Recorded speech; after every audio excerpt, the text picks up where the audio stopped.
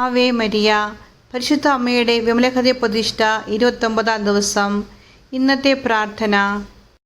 പരിശുദ്ധ കന്യകാമറിയത്തിൻ്റെ വിമലഹൃദയമേ, അമ്മയുടെ വിജയത്തിൻ്റെ മഹത്വം എന്നിലൂടെ പ്രകടമാക്കണമേ. ഈ യുദ്ധത്തിൽ എന്നെ ബലപ്പെടുത്തണമേ.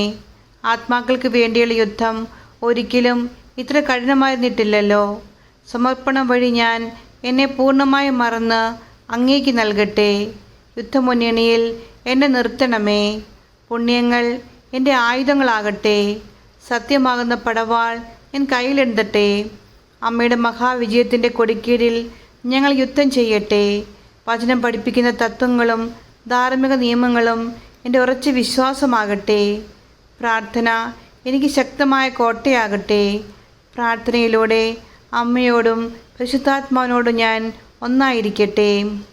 എനിക്ക് വരുന്ന ദുഃഖങ്ങളും ദുരിതങ്ങളും സഹിക്കാനുള്ള ബലം നൽകി എൻ്റെ ആത്മാവിനെ ഉറപ്പിക്കണമേ. അമ്മയുടെ വിജയത്തിൽ ഞാൻ എന്നും ആഹ്ലാദിക്കാൻ ഇടയാക്കണമേ. ആമേൻ. ഇന്നത്തെ വചനം വിശുദ്ധ ലൂക്കായുടെ സുവിശേഷം 1-ാം അധ്യായം 48 മുതൽ 49 വരെയുള്ള വാക്യങ്ങൾ. ഇപ്പോൾ മുതൽ എല്ലാ തലമുറകളും എന്നെ ഭാഗ്യവതി എന്ന് പ്രകീർത്തിക്കും. ശക്തനായവൻ എനിക്ക് വലിയ കാര്യങ്ങൾ ചെയ്തിരിക്കുന്നു. ആമേൻ.